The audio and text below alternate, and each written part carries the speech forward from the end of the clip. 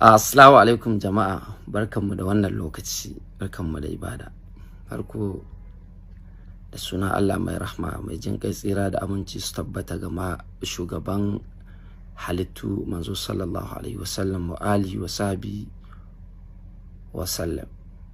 To jama'a, ina so in yi fayyace abu biyu ne. Ina so in yi dan jawabi saboda masu hankalta su hankalta. Na farko ina so magana akan bambancin bara da kuke magana da bambancin almajiri da nake magana. Farko dai in magana akan nawan, can naku ku zauna ku bambance da kanku. Almajiri da kuke ji, kalmar almajiri ba kalmar kaskanci bace. Kalma in an ce maka almajiri, kalma ce da aka ɗauko ta daga almuhajirun. So yawancinmu yanzu ba mu damu da ilimin addini ba mu damu da sanin larabci ba, shi yasa ba mu san ɓoyayyen kalmomin nan ba. Mun fi ta'allaka da harkar duniya yanzu. Almuhajirun abin da ake nufi mutanen da suke ɗan hijira daga wani gari zuwa wani gari. Ina ga wannan ba sai na tsaya ne muku bayani ba. To waɗannan mutane da ake kawowa kuma still almuhajirun ɗin waɗanda nake magana a kansu su ne waɗanda suke zuwa neman karatun Qur'ani. Almuhajirun kala-kala ne, wani zai hijira don wani abu, wani to fa hijratu ila ma hajara ilai. Ina ma magana akan waɗanda suke zama aramomi daga baya su karatun Qur'ani. To jama'a, ina dai tafa dai har yanzu ni dai ba wai ca ne maka kana da hali sai ka kai ɗanka bara ba ko ka kai shi, ba shi nake gaya ma ba. Almuhimmu dai kar ɗanka ya zauna da jahilci. Yawwa, to amma iyayenmu sun yadda da wani abu tun da kuma ya yi tasiri, yana amfani. Sun yadda da ka ɗau yaro ka canja mishi environment, ka kai shi wani gun daban.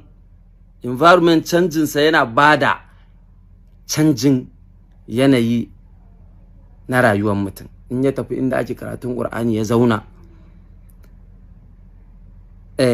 zai tashi da Qur'ani. In baya ganin iyayensa zai mai da hankali, sai ka haddace izu kaza za ka je gida. Haka muke yi, sai kai ta kokari kai ta hadda. To idan mutum yana da hali ya kai ɗansa almajirci ya bada abinci, fa ni'ima. Hamma in ya ɗau nauyin wasu, fa ni'ima. In bai da hali ya kai ɗansa ya ce da Allah a ɗanka ba shi lokaci ya tafi ya nemo abin da zai ci ya zo ya karatu, fa ni'ima. Abin da ba a so ɗanka ya tashi ya tuhume ka da shi da jahilci, ka bar shi da jahilci. Alhamdulillah, duk abubuwan da iyayenmu suka yi don mai karatu muna ganin kamar matsawa ce, amma da ƙarshe mun gani kuma muna musu addu'a ko da yaushe Allah ya ji kansu. Wanda kuma suke tare da mu, Allah ya raba mu da su lafiya, su ma ya kai su kyakkyawan makwanci. To jama'a, mabarata ku da kuke magana akai, wayannan na cikin gari ma yanzu sun fi masu shigowa yawa. In ba ku sani ba a sanar da ku. Masu zuwa neman taimako, in ka tambayi mutum 100 a ina kake, zai ce ma nan unguwa kaza. Wayanda kuke zuwa suna bacci ku ɗau hotonsu, da yawansu ma wasu aikatau suke zuwa, wani aiki ne, wani kuma daga cikin garinsu ma, daga cikin unguwarsu ya fito ya kwanta abu. Amma in da ka je ka yi bara baka da abin da zaka ci, ba wanda ba ma dalilin da mutum zai dauke ka mai laifi ko ya dauke ka makaskanci. Wai wani ya ce wai ai bara haramun ce, waye gaya maka? Idan mutum yana da yadda zai yake bara, wannan shine haramun. Ka zama maroƙi haramun ne. A ce wai kai kullun da ƙarfinka da komai naka da roƙo zaka ci, haramun ne. Kana da abin da zaka ci yau da gobe, kana da yadda zaka, haramun ne. Amma magana almajirci, wani in ya taho a sa masa condition, to sai kai min aiki zan baka abinci, wannan ba yadda zaka yi da shi. Annabi Musa alaihi salatu wassalam, lokacin da macen da ta kira shi cewa ubansa yana neman sa, ta nuna da ya zo kai, mahaifinta ya ce masa zan baka 'yata ne, amma da sharaɗin kaza, za ka dinga min kiwo shine sadakinta. So ko da abinci ne zai bashi air condition ne zai zaunar da shi, amma ba zaman banza fa za ka zo kai ba. Zan dinka baka abinci kana ci. Mi magana ta gaskiya tsakaninmu da ku. Nawa ne akan titi na faɗa kun yi shiru suke zuwa, kana kofar biyu ke mutum zai tare ka bai da komai, da Allah ka taimaka mar da kuɗin mota. Tun da muke ake wannan, bai da abin da zai ce, registration bai da yanda zai yi, duk shi wannan. To wasu ma suna da yadda za su. Wani abu aka ɗaukar wa Bahaushe da kuma sauran yarukanmu na arewacin Najeriya muka ɗauka. Kuma waɗanda suka ɗauko mana wannan abin ka je ka bibiye su, waɗanda duk suke wannan rashin mutunci da suke ta surutun na a social media da waye, in ka bi baban mutum babarsa za ga ba asalin Bahaushe ba ce, ko ba asalin yarukan arewa bane, ko ba wani ma ba musulmai bane ba. So bas in kana ba musulmi ba, akwai abubuwanka da ya kamata ka yi wanda bai kamata in shiga business ɗinka ba. In ina musulmi akwai abubuwan da ya kamata in yi, bai kamata in shiga business ɗinka ba. Bai kamata kai ka shiga nawa ba. Kullum mu Bahaushe ake raina, yana zo sai a zo a ce baka da hankali, sai ya ce wallahi, sai ya tafi neman hankalin nasa fa. Misali shine kawai ana zaune sai a zo a ce mana ai yanzu haka aure mutuwa, kullun an yi aure 50 100 mutuwa suke. Kullun an yi aure 50 40 mutuwa suke, ko 45. 45 ba za a yi sati ba za su mutu. To ni tambaya daya anan, me isa ba za mu je mu bincika mu ga haka bane kafin mu yadda haka ne? Just saboda kawai ka san wata ƴan makocinku da ta yi aure, auren ya mutu, ko wata kawace shikenan? To assignment zan baka. Idan ka je aure 30 a shekarar nan, ina so ka je ka bincika kai waya ka ji wannan auren suna nan ko sun mutu. Kawai shine assignment din da nake baka. Sai in ka ji sun mutu, sai ka zo ka yadda da maganar da mutane suke gaya ma. Muna nan aka zo aka ce muna wa ƴaƴanmu aure saboda su ane musu aure a shekara 17 18 16. Bayan idan mun koma baya, Maki sallallahu alaihi wasallam a cikin matarsa akwai wanda ya aura tana sha. Sannan duk wanda tunda Bahaushe, duk wanda ya magana da mahaifiyarsa sai ta ce min ai ni san da na auri mahaifinka shekara ta sha kaza. Amma duk lokacin fa wai ba rashin hankali muke ba, sai yanzu ne wani ya zo ya kalle mu sai ya ce ba ku da hankali, kuna yin abu kaza da bai dace ba. Muna zaune a zo ana kaza, unguwar zoma na karɓa haihuwa, wanda duk wani ɗan shekara 30 baya mu anan kaɗan ne aka karɓe sa a asibiti. Amma lokacin da ci gaba ya ƙara zuwa na harkar likitanci, sai aka ce ai unguwar zoma lalata rayuwar mata take, tana sa su kaza, tana sa su yoyon fitsari da waye, wanda da can duk yawan da aka yi unguwar zoma ce ta aiki. To abinda nake so mu fahimta anan shine, idan waɗannan abubuwan da ake zuwa kai tsaye ana ce mana ba masu kyau bane da muke yi, so su iyayenmu mai isa suka yi survive. Yanzu duk bala'in da muke ciki, dan Allah in ka zagaya da can ana ciki. To me isa ba za mu tsaya mu hankalta da masu kawo mana irin waɗannan abubuwan ba? Lokacin da aka kawo aka ce suturan mu muna sata, ai ba mu iya sa kaya ba, sai mu tsaya mu tunani, to okay, in mun sa ana sha'awa a duniya to ba mu iya ba, ya mutanen da can suka dinga sa kaya har zuwa yanzu? In ba mu iya sa kaya ba, ya kayan mu a kasuwa suka fi tsada? Ya kamata dattijanmu na arewa, Allah ya ji kansu Bashir Tofa, irin waɗannan duk suna magana akan al'adu da sauransu. Idan an kawo irin waɗannan su shiga, su fara yo bincike, sai su fito mana da bincike mai kyau. Bincike kamar misali akan aure da ake cewa yana yawan mutuwa, wanda ƙarya ne. Ana aure yana mutuwa, wannan ko ina ne normal haka yake.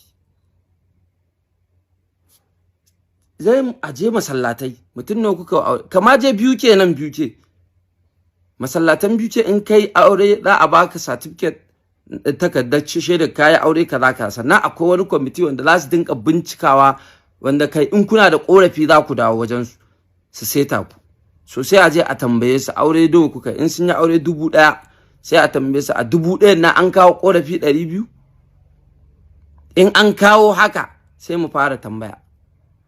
Amma ka je auren wani, ka je auren wani, ka je auren wani a satin, kuma duk wani sati ya zo kai baka ji an ce auren nan da kaje sun mutu ba, amma wani ya zo ya tare ka anan wai ana aure 100 a sati, 90 suna mutuwa, 10 ne suke ragewa. Yaushe ake wannan? Duk wanda ya ɗauko ƙurarsa sai ya kawo kan al'adunmu kawai ya ɗora mana dan ya wargaɗa mu, to ba ku sani ba, mu ba za mu daina magana akan wannan ba. Kawai in ka gaji da mu, duk yadda za ka yi da mu. Amma magana gaskiya, yadda iyayenmu suka taso suna rayuwa abu mai kyau ne, wanda suka yi na kuskure ne. Amma abinda suka yi na kuskure a bayyane yake, ko da can din za ga yan tsirari da suke yin sa. Amma abinda duk suka haɗu majority a kansa, dan me za mu zo yanzu mu mai da shi kuskure? Abinda addini bai haramta ba, mu ba zai zama haram a gunmu ba. To ku yi haƙuri. Magana almajirai kai, wannan magana ce sahihiya, na ƙara yin ta, ba ruwanka. Duk wanda ya ga sama bata tsaya yadda ya kamata ba, in ya ji haushi ya hau ya gyara. Kawai wannan shine, baka taimaka wa mutum ba kuma ka isa ka hana shi rayuwarsa ba. Duk abin da ake ciki a gwamnatin nan mun sani, duk abin da ƙasar mu take ciki na kuskure mun sani, amma mu danne, sai kawai saboda kai san ranka sai ka bau, sai wani ya je ya kwana da yunwa saboda me bayar da zai ci. Saboda kai san ranka kawai sai wani ya je ya kwana ya zauna cikin jahilci saboda bayar da zai. Kai zaka iya biyan makarantar miliyan 1, shi ba zai iya biyan makarantar miliyan 1 ba. Zaka iya biyan makarantar 100,000, shi ba zai iya ba. Zaka iya biyan makarantar 10,000, shi ba zai iya ba. To sai ya zauna a jahili, kana kallon sa, kana tsine ma a unguwa, kai kuma sai ka je makaranta mai tsada, daga baya ka zo ka dinga ce mabarawo, a bashi bindiga ka ce an ba. Duk waɗanda ake cewa sun rataye bindiga, so ake a yi sharri a ce yara ne, ba a ce yara ba, a yi sharri a ce yara, a ce duk waɗannan yaran ne suka koma can suke yi. Kullum fada ake ai yara ake rataya wa bindiga, to waɗannan din so muke su koma su ci gaba da yi. Da Allah a kyale almajirai su zauna lafiya, a kyale mu zauna lafiya. Ka yi business ɗinka, wani ya nasa. In ka ga mutum yana rayuwarsa a wannan harkar ta cikin Najeriya, ka kyale shi. In dai bai saba gwamnati ba, bai saba dokarsa ta addinin musulunci ba, ka kyale shi. Allah ya sa mu dace. Ma'assalam jama'a. Albishirinku mata 'yan uwana, na zo muku da wani sirri guda ɗaya wanda mace za ta yi amfani da shi ko da sau 3 ne. Mutuƙar kika yi amfani da shi, to babu wata macen da mijinki zai kusanta ya ji daɗi idan ba ki ba. Amma don Allah ki ji tsoron Allah. Idan har kin san kina da kishiya, kar ki amfani da wannan maganin. Sannan kuma idan mijinki yana da haƙuri, kar ki amfani da shi. Sirrin shine baƙar shu'uma, shine zaki shafa kirji da mara ranar da kika san mijinki zai kusance ki. Mallaka ce ta gaske, amma don Allah ku ji tsoron Allah. Idan har kin san kina da kishiya, kar ki sake ki yi amfani da shi, domin za ki cutar da ita ne. Idan har mace ta yi amfani da wannan sirrin, insha Allah ta fi ƙarfin wulaƙanci a gun mijinta. Please, duk wanda ta san ta shirya, to ta biyo ni ta wannan lambar waya. Sannan kuma magungunanmu ba a samu a kasuwa, sai dai kai oda daga wajenmu kai tsaye. Kuma muna iya aika magungunanmu kowane gari, kuma kowace ƙasa da zarar kayi oda. Don haka ga masu buƙatar wannan ingantaccen magani, za su iya tuntuɓa ta namban wayata, wato 081 42 80 0199, wato 081 42 80 0199. Ko kuma za ku iya tuntuɓar manajana a kan WhatsApp namba ɗinsa kamar haka: 091 24 27 11 80, wato 091 24 27 11 80.